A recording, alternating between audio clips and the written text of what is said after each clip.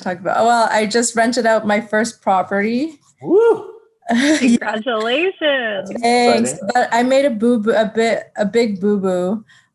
So initially I got 3 kids with all guarantors, new graduates, and then I told them, okay, the unit is theirs. Mhm. Then right after, 3 girls with amazing credit scores wanted the unit, and I wanted to give it to them instead. But I already told the guys, okay, the unit is theirs. So I feel like I shouldn't have said that. I should have said whoever gives me all their information first gets the unit, right? Great learning experience. Yeah.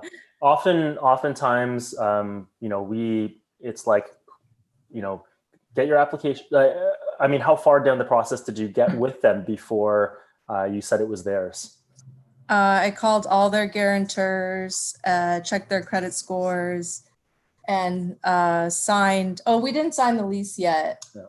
But the girls. No, the guys. We were just about to sign the lease. We gave it to them to review, but they still didn't sign it. And then the girls gave me all of their credit information. So Right. could there have been a way where I could have went back and said, oh, it's too late? Well, I'm not the leasing specialist on our team, but generally speaking, it's whoever if you're getting interest in the unit, or you want to make sure that you're keeping your options open until the signing on the dotted line, we often try to get the deposit.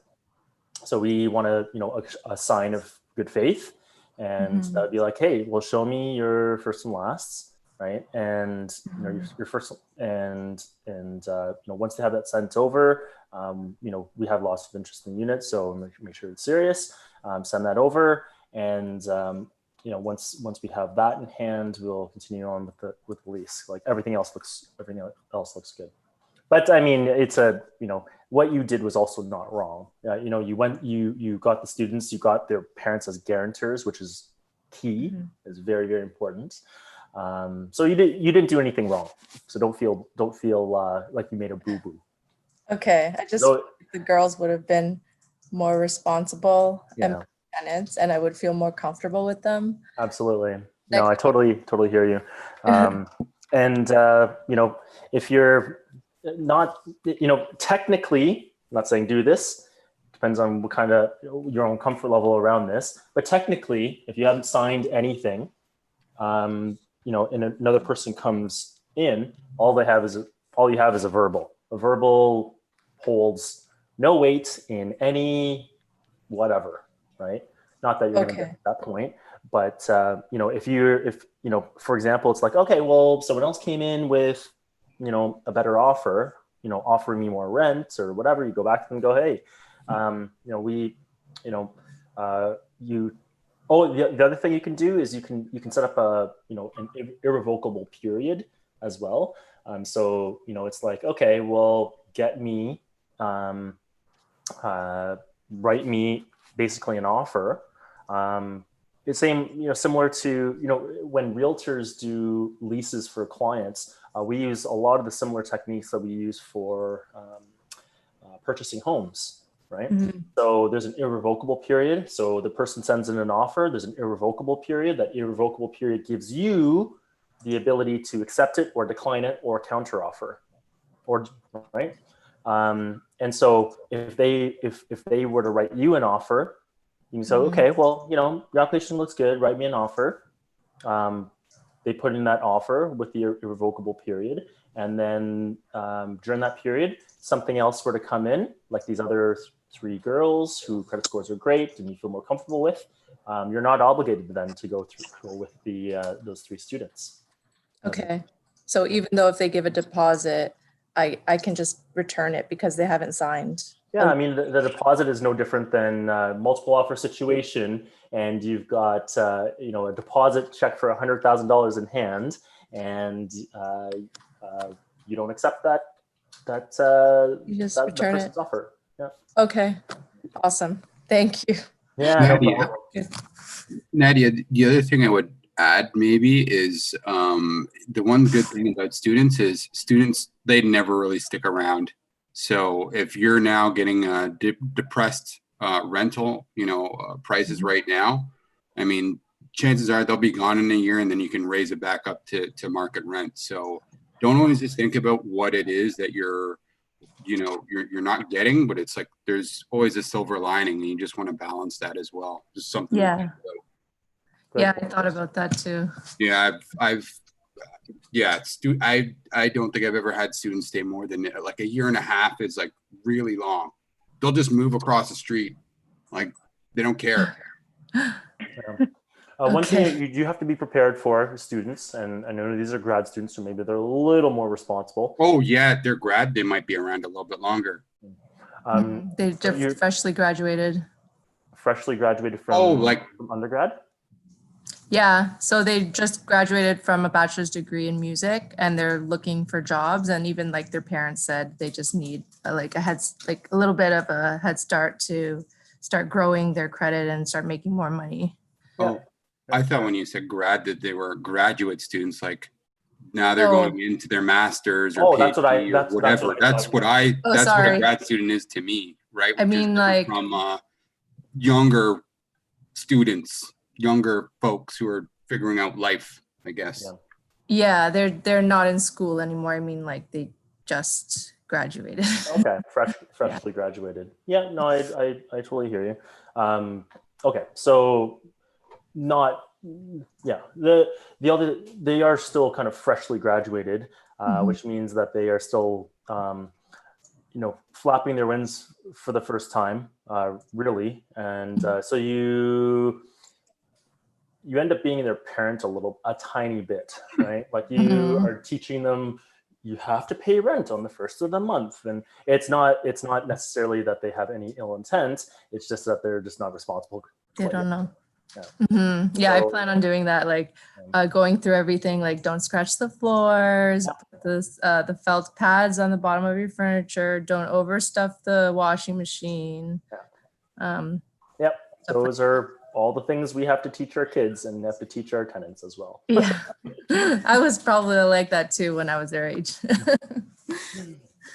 Cool. Well, thanks for the comments and thanks for the question. What else we got? Good advice. Hi, it's Ty here. Hi, Ty. Hey, I have a question. I am at a house. It's zoned as a duplex. It's my family home at Lansdowne and Bloor, and I've moved here.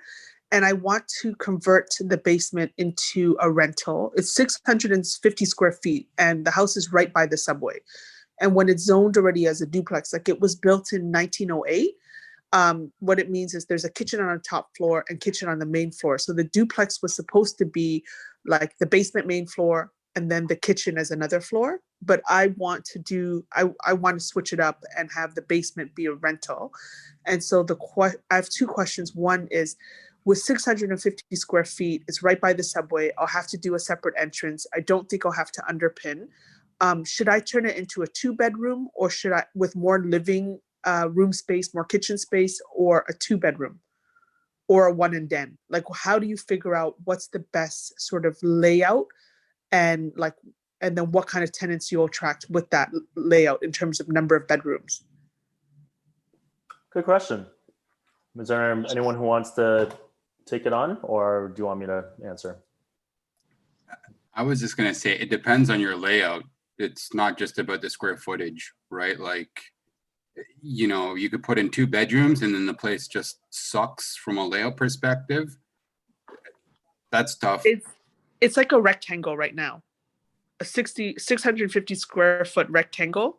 And right now there's no separate entrance, and there's 1 bedroom in the front and 1 bedroom in the back, and then a long hallway with a washroom and laundry area. So the layout will be just a long, almost like a railroad style apartment.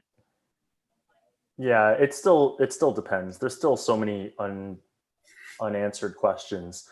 Some of those questions are going to be, where are you going to put that entrance? Creating an entrance is okay. So you think that it's a great idea. The city might not think that's a great idea, right? Like a big push right now for Toronto is trying to keep a homogeneous looking neighborhoods. So whatever, 10 years ago, they might have been, okay, yeah, front entrance. They may not be as willing right now. So my neighbor has a base. Both of my neighbors on both sides of me. How recently did they do it? Probably within the last 10 years.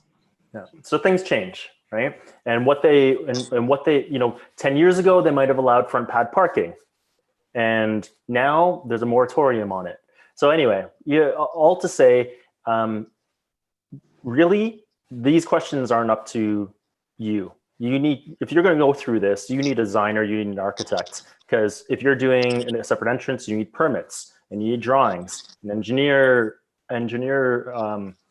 structural drawings, and sounds like you're going to be gutting this basement. So you need mechanical, you need electrical, you need plumbing. Like you are asking this question here is actually not the right, not your right, the correct starting point. However, your question is valid insofar as like, should I get a 2-bedroom or 1? But Justin's right. If you can get a 2-bedroom without compromising, then do that. But once you start compromising, let's say you go 2-bedroom, no living room. Well, that's not going to attract the right type of profile, right? You're going to get 2 roommates who are going to watch Netflix in their rooms, and as soon as one of them has an opportunity, they're going to bolt, right? It's not an ideal sort of thing. So I mean, generally speaking, this is not going to be a very helpful comment though. Generally speaking, get a 2-bedroom if you can, right? But we don't know, for example, where your mechanicals are located, where your electrical is located, if you need a sump pump, the size of your mechanical room. We don't know the width of this basement that you're going to do. We don't even know if you can get a front entrance, right? Like there are just so many unknowns. So your starting point needs to be speaking to an architect or a designer. You're too far early in the process for us to give you any meaningful guidance at this point. And do you think, do you have any tips on finding a designer / architect? Because like some people have told me start with the GC because they come with architects. Do not start with the GC. Do not start with the GC. The GC can recommend someone, sure, but don't start the process with the GC. You need to start the process with an architect or a designer who is familiar with creating secondary suites or duplex or whatever it is you're trying to create. Don't start with the GC. Yeah, and even to Matt's point, the architects don't know who the the city planners and stuff in that area. Like if you can, that usually is helpful. Yeah. Although these guys switch around all the time, but yeah. So because you are unfortunately this is not the right. This forum isn't going to be able to help you too much with the questions you have at this point. We can once you get down to sort of like, okay, I've hired an architect or designer, and maybe the architect goes, okay, well, we need a collaboration with a private development planner, and to see whether or not what can be supported in the neighborhood, and this particular neighborhood would allow for front entrance or a back entrance, or if you're trying to turn this into a proper suite, you need to be looking at things like ceiling heights and fire code and egress, and the list just goes on and on and on. And then once you get to a point where they say, okay, it can be done, they give you a couple of layout options, then we can come back and go, okay, we can judge the merit of option A or option B sort of thing. And in terms of doing the permits, am I working with someone to do the permits, like a GC? Your architect. If you're working with an architect, they should take you through the entire process. Your starting point should be with an architect or a designer. And what's the ballpark figure I'm looking to pay for an architect? That's a good question. Hey guys, that's probably getting into my space. Okay. My MySpace, not Facebook. Well, let me just get back to what was the original question around architect costs? Basically, Ty is looking to convert a basement into, which is the property is presumably already zoned as duplex, but there's a main floor and second floor kitchens right now. She wants to put a kitchen in the basement, as well as blow out a separate entrance in the basement. Probably doesn't need underpinning and needs to do a full gut. And there's nothing there right now. Is the property already, so you've got 2 kitchens existing, you're looking to put in a third, you're already at duplex? It's zoned as a duplex, but one is on the top floor and one is on the main floor. So the house was built in 1908. It's at Lansdowne and Bloor. It's right by the subway. And so I think this duplex is the basement main floor and then the top floor. Okay. I I don't know if Matt touched on it. I was actually just on another call, but there is, so your duplex, it's actually quite complicated.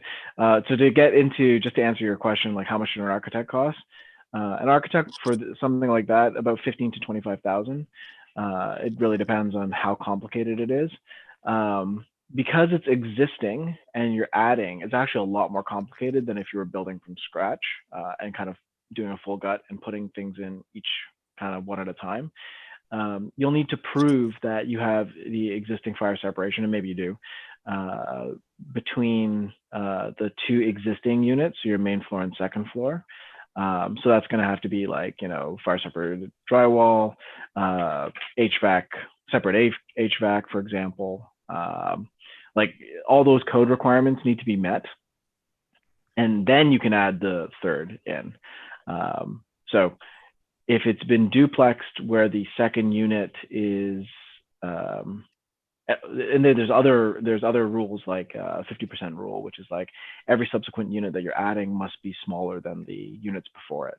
So you have to make sure that there's ceiling heights, there's side setbacks, rear setback rules, basement entrance requirements, drainage requirements for basement entrances. So it's quite simple in the city of Toronto to add in a secondary suite. It's more complicated to add in a duplex, and those things are actually quite different. And then it's infinitely more complicated every single unit you add on. Sorry, so Ming, my interpretation of the question, maybe I interpreted it wrong. My interpretation of the question from Ty was basically there was a main floor kitchen, call it a separate, and then second floor. My interpretation was that they were going to turn a first and second into one unit and then basement into a separate unit. Was that what you were talking about, Ty? Like first to do the basement and then eventually the triplex. So were you going to remove one of the kitchens, for example, No. on the main and second? Okay, I misinterpreted your question then, and yes, you're in for a bigger world of hurt than I even explained. I thought you were trying to. Yeah, I thought you wanted to turn the first and second floor into one unit, and you just wanted to move one of the kitchens into the basement and create that as a separate unit. I want to do the basement as a separate unit. Like right now, I'm living in the whole house, but I want to turn the basement into a rental, and then eventually turn the main floor into its own unit. It already has a kitchen, so add in a washroom, add in a dividing wall. Okay. And then I misunderstood your question then. So you're basically asking how do I do a legal luxury triplex conversion? That's basically your question now, which I misinterpreted your question. I thought you were keeping kind of that duplex designation and you just wanted to create main floor and second floor into one unit of the duplex and the basement as another unit of the duplex. What you're asking is like, we've delivered, full day courses on how to do triplex conversions. So like it's way, way beyond the scope of today's conversation. And yeah, your starting point at that point definitely is not here. It's definitely with a architect with a survey in hand and a private development planner.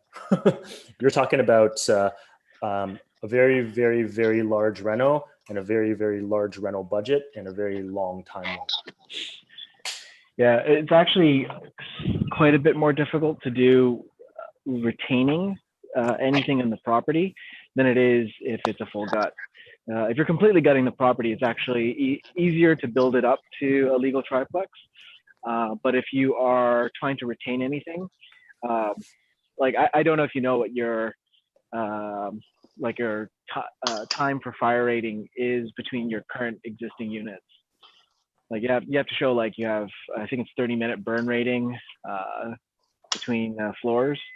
So you have to show like the materials you're using, and that adds up to 30 minutes. And it's going to be a little bit of a challenge to try to keep anything. Yeah. So unfortunately, I think it's beyond the scope of today's conversation. But if you want to go down this process and you want Volition's assistance in doing so, then reach out to Shelby, and we can have a further conversation about it. Okay, Shelby will share. Shelby will share her contact information. Okay, because you can support these projects, right? We handle them for clients end to end. Okay, great. Yeah, sorry. Like it's a. I misunderstood the question, and what you're talking about. We could sit here and talk just about that for literally 4 hours. Oh, wow. It's a huge undertaking, and it's not as simple as, hey, I want to blow out this entrance and I want to add a kitchen in the basement. Not that simple. Okay, thank you so much. Yeah, sorry about that.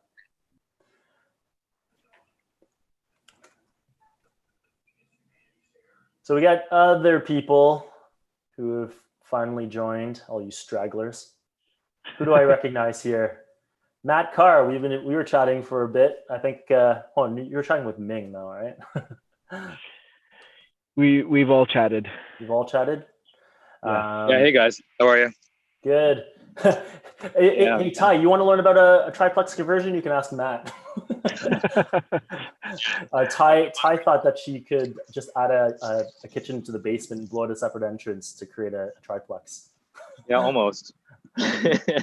One part of the novel, the chapter book, right? That was basically like one chapter in the entire novel. Yeah, but actually, to let everybody know, Ming and I had a great chat last week. So thanks very much for your guidance in that. It must have been at least 45-minute session thing. So it's much appreciated. I got a lot out of it. So well, you get a free 1 hour, so you get an extra. You should hit Ming up for an extra 15 minutes. Oh, I felt bad. I thought it was only 30 minutes. So here we are. Okay, I'm on the flip coin then. you need an IOU from Ming now. Yeah. It was 15 minutes. But Ming, just a heads up, I have reached out to the mortgage brokers that you've suggested, so appreciate it. Okay, yeah, awesome. Hopefully your financing can find its way. Oh, Exactly. that was one of your questions from our last call, right? Where you were saying you were having trouble because they were trying to DCR and all that other stuff because it was held in a corporation, right? Exactly. Yeah. So who are you reaching out to? So I've interviewed actually a few different, but Vine, some recommendation from Ming, and also Streetwise. Yep. And also Pro Funds. So I've been basically doing my Pro Funds. I think they're out in Oakville. Okay, don't know them. Who's PRO FUNDS. Who runs that? I think it's a woman named Carmen. Oh, Campanella.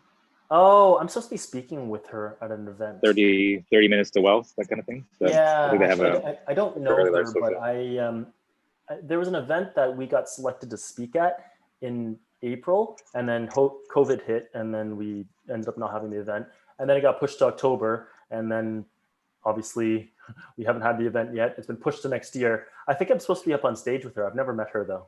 That's exciting. Cool. But the other two, Vine, we do tons and tons of business with. Streetwise, Dahlia is very, very well known. We haven't done a lot of stuff with her, but she's very, very well known in the industry as well. So that's good. Yeah, we had a really engaging conversation. Yeah. So she, Vine. Actually, funny enough, Dave Gonzalez called me about 10 minutes before this call.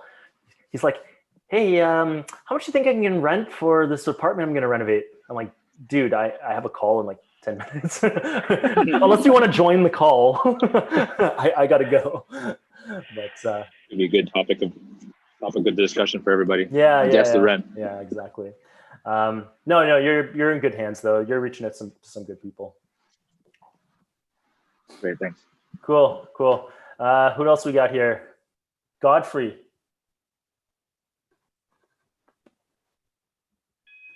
Hey, Matt. Hey, I'm Godfrey. just on mute because all the kids now. Do your kids have questions for us?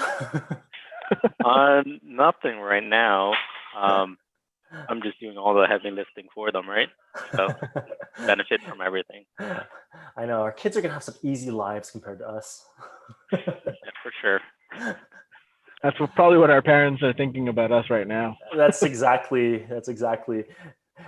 My parents probably had stories like, I arrived in Canada with $1.50 in my pocket, and meanwhile you guys are going out buying multi-million-dollar properties. So, So boo-hoo. I know. Oh yeah, your life is so tough. Okay, what? I was just curious. Any updates or timelines on your guys' fund or what you want to call it? Ventures. Yeah. Okay, so basically we started talking with a securities lawyer, and I thought it was going to be as simple as, like, we'd obviously know the business model, we know how to operate, we know how to execute and everything else, and he thought it would be simple as, okay, talk to a securities lawyer, set up the right structure, and away we go. Not that simple. Apparently we very heavily are now regulated by Ontario Securities Commission. I'm like, what the hell? I'm like, really? Even if we're just going to, group together a couple of investors and do this, but we're very, we're well into securities law now, and so it's basically like we got to set the right structure. We got to have a lawyer review everything. They have to review. We have to open up this whatever. They have to review all of our marketing communications, any messaging, any like projection of whatever, and we've got to anyway. Very long and convoluted process. I thought it was going to be fairly straightforward, and it is not. So that is looking like at least New Year before any of that's going to take flight, unfortunately. So yeah, sorry to be the bearer of bad news. Yeah, no worries. Thanks for the update. Yeah, but apparently it's a lot easier if we just go, okay, well, if we've got, one joint venture partner who wants to come in with, how much money do we need, Ming? 1.35 million, I think. If we had one joint venture if we had one joint venture partner come in, it would be a lot simpler than us raising it from like 4 or 5 people. Once we start getting into raising it from multiple people and getting out to like, creating marketing materials to ask for money from 4 or 5 people, as soon as we cross that threshold, it's like, whoa, we're well into securities law now. So I didn't think we crossed that threshold, but yeah, we do. So yeah, if you have 1.35 laying around in your couch cushions, then yeah, we can have a chat. Yeah. Give us a call. See what I can find. Any questions from anybody on the line? Well, Karen has very graciously turned on her video, so I'm gonna let her ask a question if she's got one. You're on mute. You want me to unmute you? I think I can. There. Hi. Okay. Hi. What questions do I have? Well, I am just starting to do some work with Volition, I'm hoping to, and I'd be interested in just hearing a little bit about the Toronto market, and given everything that we've been through in, let's say, in the fall, as we're starting to come out of COVID a bit more, and things are settling down. Well, now they're picking up again, but as the shift was happening, people are getting back to work and everything. How are you seeing changes of the market from your perspective, looking for the kinds of properties that we would be looking for as investors? Great question. First of all, I just want to ask you, who you have you been out to our meetups before? Have you? I haven't been to the meetups. I've been on a couple of the video calls. Okay, great. Webinars, great. yeah. Who have you been working with on the Volition team so far? I honestly just started preliminary with Edward. Okay, so great. He sent me some information, and we're trying to get our house in order in terms of which direction we want to go. Awesome. There's a bit of debate still happening. For sure. It is a bit of a daunting thing sometimes. Yeah. So I'm gonna let Ming handle this because he does all of our market updates. Yeah. So in terms of what's happening in the market, the headlines are are quite accurate in that sales volume and price, especially in the detached, that it's kind of the bread and butter for our investors, has been continuing to rise. October was another record month. What's kind of interesting is the diversion that we're having between increases in home prices, single family home prices, and what I would say is a perceived drop in rents. So overall, on average, we are having drops in rents, but it's really important to understand where those drops in rents are happening. And it's really the downtown core condos that have been affected the most in terms of rental impact. And that's kind of what's bringing down the overall average. I think anecdotally and in news articles, we're seeing a lot of, there's this mass exodus from Toronto. But the data we've been, gathering just doesn't support that thesis. It's saying more of there is a leaving of kind of a traditional 500 to 600 square foot condo in the downtown core, and they're moving like one postal code over to neighborhoods like Little Italy, Annex, things like that, to get a little bit more space. People aren't leaving the city, but they are looking for more room. So our clients that have, these converted homes with larger floor plates, 800, 900 square feet, we're having no problems renting them. They're not, obviously it's not the same sort of sky high pre-COVID rental prices, but we've maybe adjusted rental prices by about 10%, maybe 15% in some places, but they're not sitting on the market vacant for weeks. They're renting out quite quickly in a couple of days. So I think that is actually more indicative of what's happening, especially for us and the kind of investments that we look at, what's happening in the market. So Ming, do you have, I'm not sure, you at your laptop, do you want to share some of the slides from your last presentation? Because I think it illustrates. I'm driving right now. So I cannot pull up slides right now, or should not pull up slides now. You should not pull up slides. Yeah. Let me ask, Shelby, do you know exactly where those slides are? Yep. Give me 2 seconds and I can pull them up. I'll let you do a screen share, and maybe Karen, would this be of interest to you to see a couple of some data points? Yeah. Okay. Because if you're near to Volition, we come from nerdy backgrounds. I'm a computer scientist by trade, maths and systems design engineer. So we quite like data, and we spend a lot of time kind of poring over the data that's available to us. Because especially in real estate, there's a lot of big headlines, but there's not really good information to make database decisions against. So that's why we started collecting a lot of our own. And once we get the slides up, I can talk a little bit to it. 2 seconds. Yeah, no worries. I'm actually parked now, so it's not so bad. Did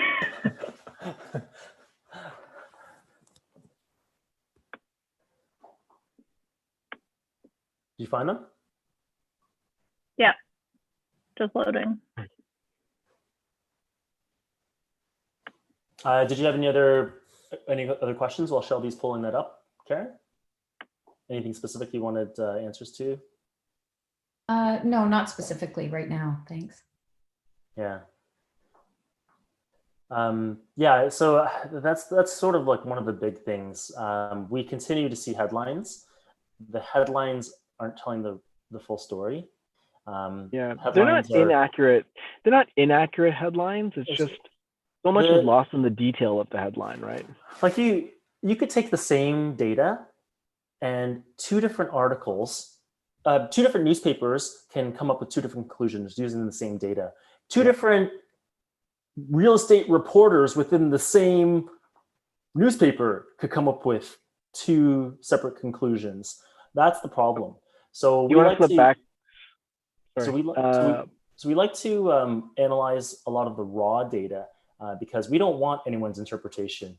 Because quite honestly, if these guys were if they knew how to interpret the data properly, they'd probably be doing it themselves and like investing themselves, right? So Can you like, go back to that postal code map there, Shelby? This one? Yeah, perfect. Yeah, this is the one. So, you've probably heard the headlines that rents have been dropping like, 20%, 30%. That's not actually what's happening. If you look at, this is overall rent changes since the beginning of the year. And if you were to run the same data, let's say January to July, these numbers would have all looked a lot worse. There's actually been a recovery in rents that have happened probably in the last, we're seeing it more now, but I think that August was probably when we were starting to see some of these rent recoveries. But if you look, it's very stark for some very specific postal codes, right? Like M5E, downtown core, right? That's like right around financial district area. M5H, M5G, like these are right next to the universities. And that makes sense, right? If schools aren't in session and people don't need to live so close to their downtown financial jobs because they're working from home these days, and they're stuck in like 400, 500 square feet, that these people are moving out of the core. And if you look, the areas right outside of the core, to the west and to the east, where we, tell people for the last, 4 or 5 years to invest, the rent reduction has been much less significant, like it's 0.5%. Like I don't even know if that's statistically significant at 0.5% in some of these neighborhoods in MG6, for example. So it's not this mass exodus to the countryside, but it is an emptying of the downtown core into the more spacious parts of the city. I don't know if that answers kind of like your question around what's happening with rents and rent markets, or if there's anything else you wanted to understand about that. No, that's good. Cool. Does it give you any more confidence or put your mind at ease? Yes, it does. I'm just, I'm prepared for the debate with, or the battle with would-be homeowners. I feel like there's where the challenge in terms of competition comes. Yeah. I think one of the things that has made it, is always a bit of a challenge for us as investors is when we're trying to purchase a property, but we're up against an emotional buyer. And, bidding wars, unfortunately, are the reality that we operate in Toronto. And, as investors, we've got our numbers and we have to stick to them. And sure, sometimes it makes sense to go past those numbers because we could make it up in other ways, but we'll never win against an emotional home buyer who it's not about the money, because they feel that it's worth another 20,000 to them. They feel it's worth another 30,000 to them. And as investors, you can't compete against that. And it does make it quite hard to actually close on properties in Toronto. I'm sure if you ask Ed, he'll say the same thing. It takes quite a while before we're able to successfully close on a good investment property for our clients. You're not at that stage quite yet, right, Karen? What of like trying to like going and competing and multiple offers and all that no, but it will happen. Yeah, and actually, one of the kind of, if I pull out my crystal ball, I think that the next 3 to 4 months is probably going to be a good time to be an investor in Toronto. Sometimes investors kind of puzzle me because they don't want to buy when the market's hot, but when the market's not hot, they're worried about the market not being hot. But that's actually the time to buy. When we had the pause earlier this year because of COVID, and people were really unsure, the people that we did the most business with were our veteran clients, because they were like, Toronto is in the long term the right place to invest. And they know historically, because they've been investing for the last 20 years, that it's very difficult to find any pause in the market. So when kind of March, April hit, that's where all our activity was on our are clients who had been in the game for a while and knew that to take advantage of it. And I think we might be coming across another opportunity like that. If we do see, some sort of economic impacts or slowdowns, it might be a very good time to get in. I don't think we're going to see fundamental price changes because fundamentally things aren't changing. So we're not seeing massive population shifts. We're not seeing, massive increase in supply. So the supply demand side is kind of static right now. But the competition on properties is going to decrease. And we've already seen that in some of the latest transactions that we've done. Sometimes we're not bidding against 20 people anymore. Our bidding wars are a lot more realistic. Maybe it's like 2 or 3 other people that we're competing against. Sometimes there's nobody that comes through on bid day like that, or people are listing and then they're seeing they can't get the price they want, taking it off the market. We're seeing a lot more of that happening now too. So I think it's the next couple of months are kind of bringing people back to earth, which is really nice.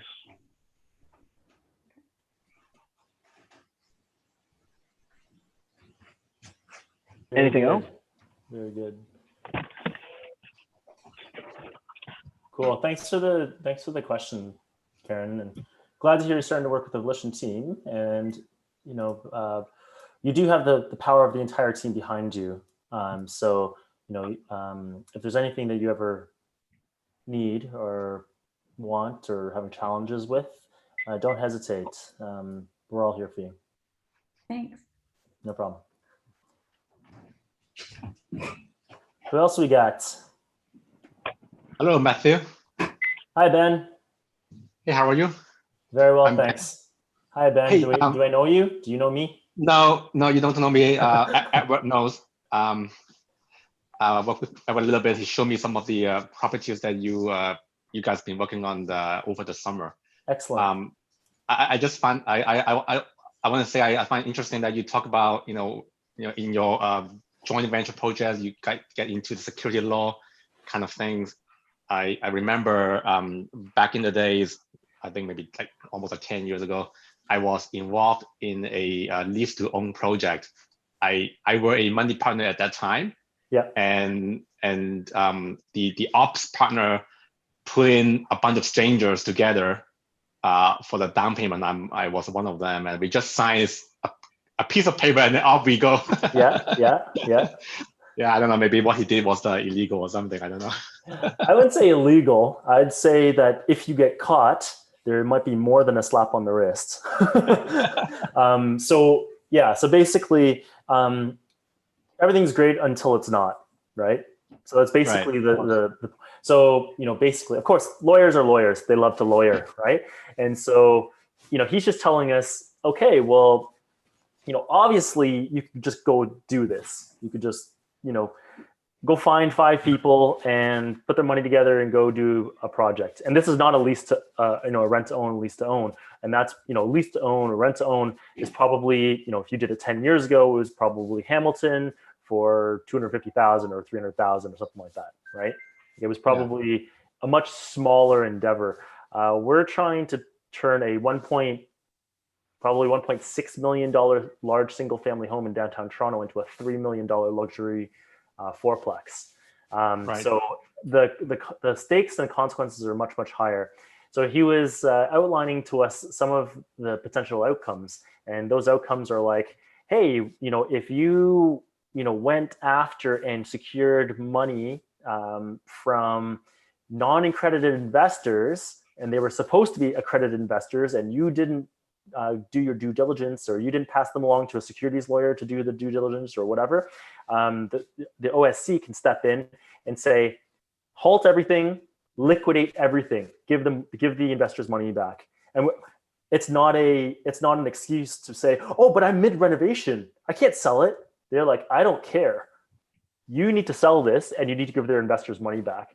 And I mean, you probably know. Sounds like you've been in real estate long enough to know if you're mid construction, there's only one way out of it, and it's forward. Otherwise, if you don't finish the project, you are screwed. Like you can't bail on a project halfway through. OSC doesn't care.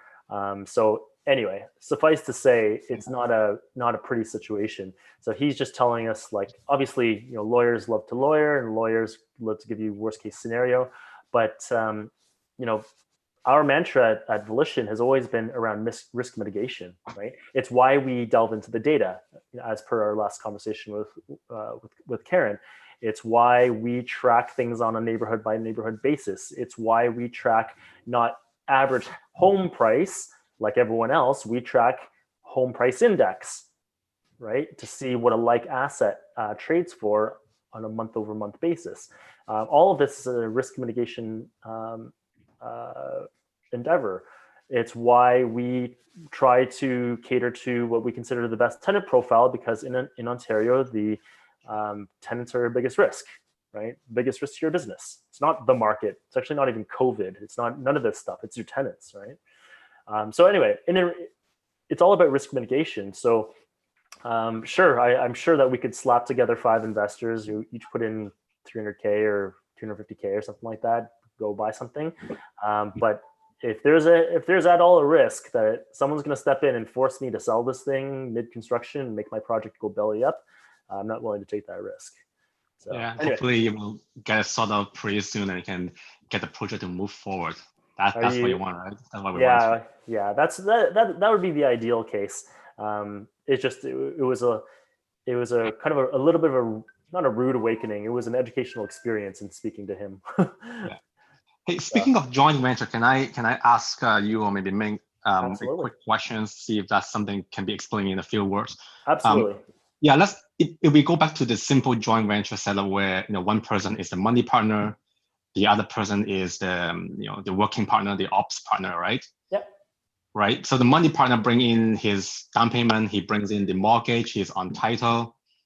Yep, typically. So how does the operation partner, like, let's say they you know, they agree on a 50-50 split on equity and rent, for example, right? Yep. How does the ops partner secure his position if he's not on the title? Title protects you insofar as someone can't sell the property from underneath you. That's pretty much all title is. Everyone really focuses on title, and sure, I mean, it's important. Of course, you have mortgage lenders register their first mortgage on title. You have second mortgage holders register second mortgages on title, you know, to protect their interests. How a joint venture partner does it, though, back in the day, it could be done a bit differently. Back in the day, you could register a notice on title to say that you have a beneficial interest in the property on title. Typically, we don't do that anymore because lenders don't like to see encumbered titles. The bank doesn't like it, right? They don't love stuff registered on title, right? So they don't love that. So what we typically do now is we'll have a joint venture agreement. That joint venture agreement will spell out all the terms of the joint venture.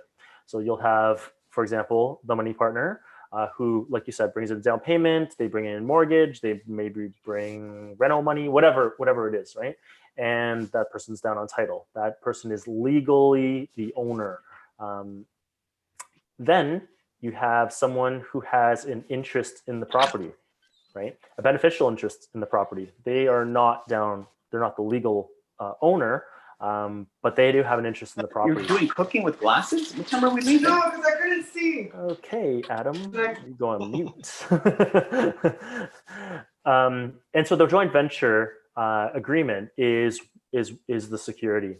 So the joint venture agreement, again, back in the day, they used to register, the joint venture agreement through a notice on the title, but that's typically not done anymore.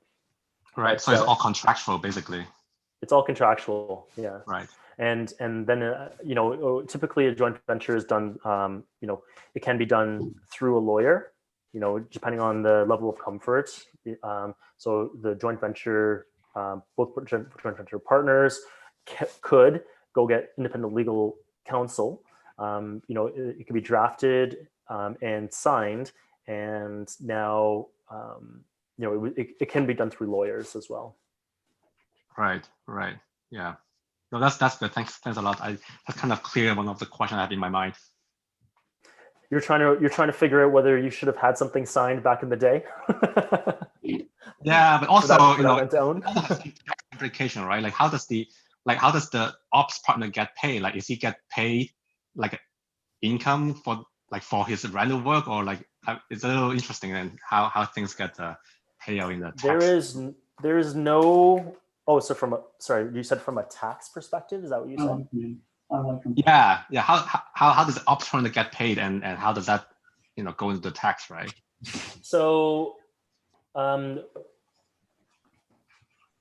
joint venture as well can be split on your tax returns. So if you had, for example, joint venture income, rental income, expenses, and what have you, technically the joint, the operations person, the real estate expert, whatever you want to call him, he should be reporting half of that as well, right? All this should be spelled out in your joint venture agreement, because technically they're 50% beneficial owner, or whatever the percentages are.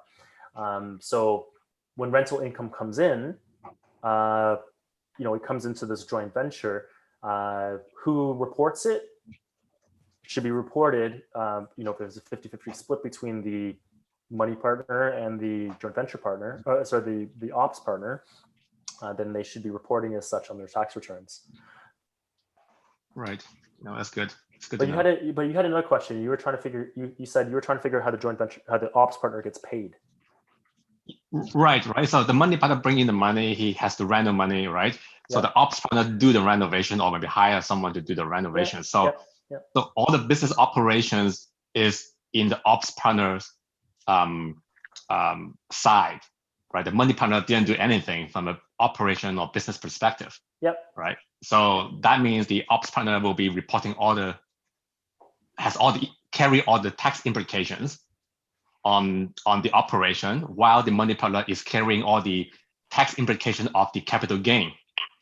No, that's not the case. So when you say, let me try to decipher what you're saying. So you're saying, the implications due to the reno.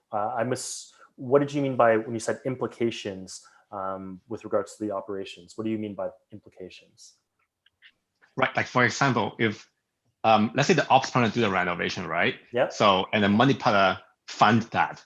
Yeah. So is it considered the money partner hiring the ops as a GC, right? No. It should not. No. Exactly. Unless it's spelled out that the operations partner takes let's say an asset management fee or something like that to manage it. Or if the agreement is, let's just do it very, very simple. Let's say that the money partner and the operations partner agree to a 50-50 split, right? Yeah. So, let's say that it was $1 million property and a $200,000 renovation. So they bring in the operations, their money partner will bring in $200,000 for the down payment, call it maybe $50,000 for closing costs, and $200,000 for the reno, and they qualify for the mortgage, $800,000 mortgage. Let's say the plan for this property was to put a $200,000 reno into $1 million property and turn it from a $1 million property, $200,000 reno into a property that's worth 1.3, 1.35, 1.4, let's say.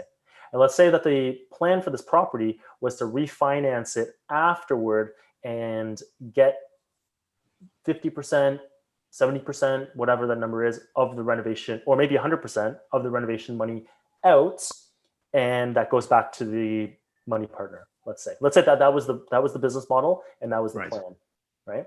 So nowhere there yet are you triggering capital gains, obviously, because you're not selling the property. Nowhere there are you, in the first 6 months or a year, however long the reno takes, are you getting any rental income, right? But you have a bunch of expenses and potential operational expenses as well as capital expenses. So basically, the money partner funds the venture. The operations person runs it, gets the reno done. They refinance it afterward, and then let's say they rent it out. So now you have rental income. That rental income minus expenses, minus mortgage interest, And that is basically the leftover money. That's the net rental income that will be taxable by the CRA. Technically, you should probably depreciate the building and bring that rental income down to zero, so you don't pay tax on it.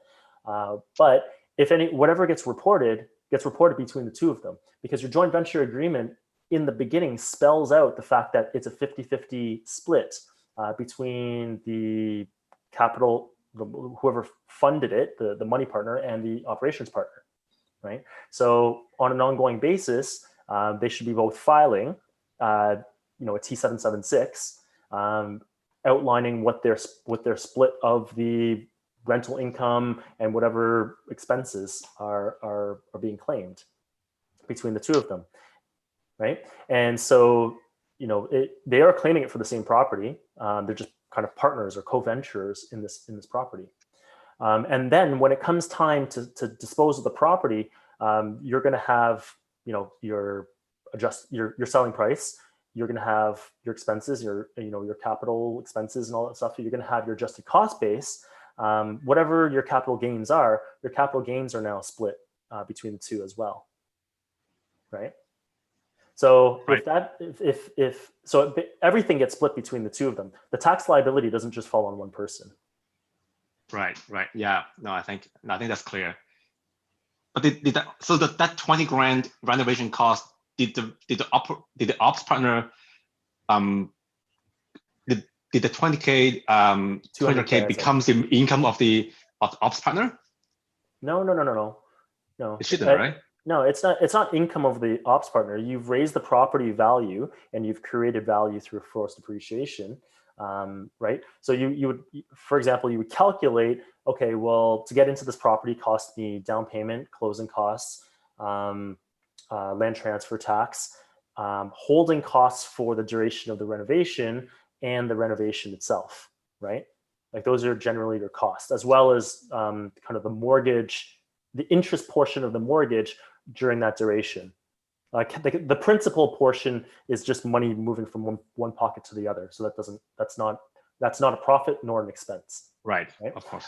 So what I just outlined to you are the costs plus 200K renovation. So if the property value now is 1.4, let's say, and your total cost into the property was 1.25, you've created $150,000 of forced depreciation.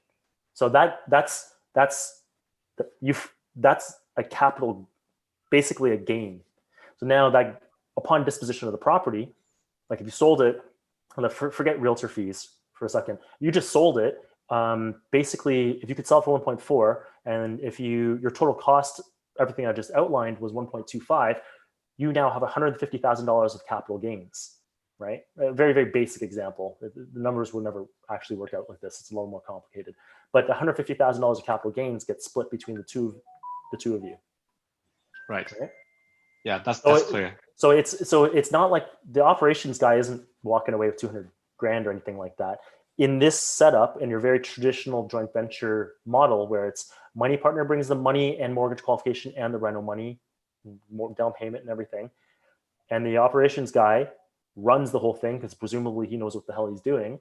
In a 50-50 split, the forced depreciation, rental income, all that stuff all gets split, and they get reported independently. Right, that's clear. That's good. Thanks. Yeah, no problem. It is confusing. Like joint ventures, to do them properly with like good reporting, it's not that straightforward.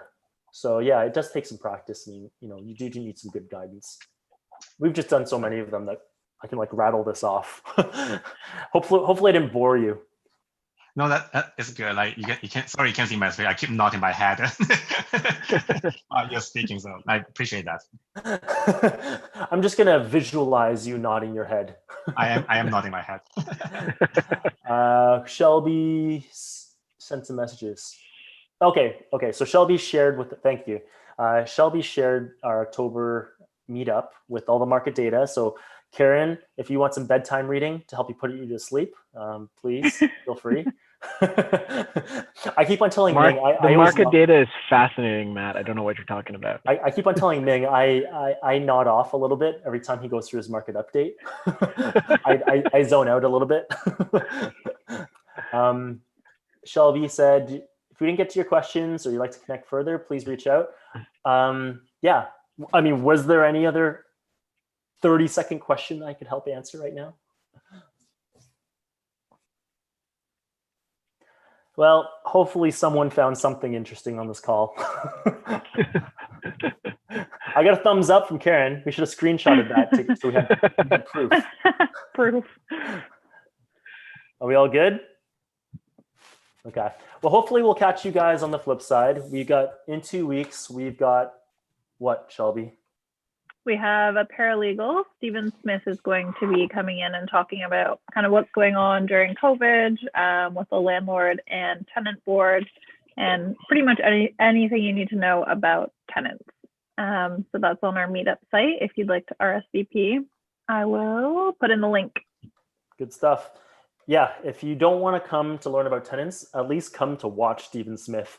Yeah. This guy is like, he's an animated character. Yeah, he's an animated character for sure.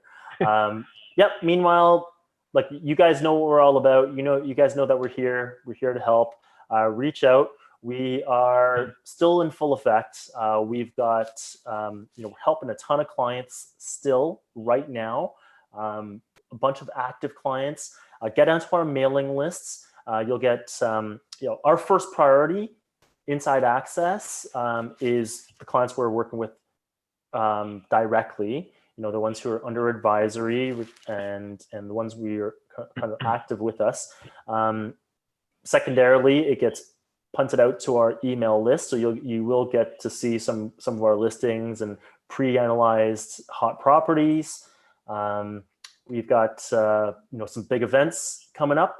When are we? Oh, am I supposed to reveal that? Am I supposed to let the people know? Why not? January, save the date. Save the date. January 16th. We are doing our full day event. Unfortunately, it's going to be virtual.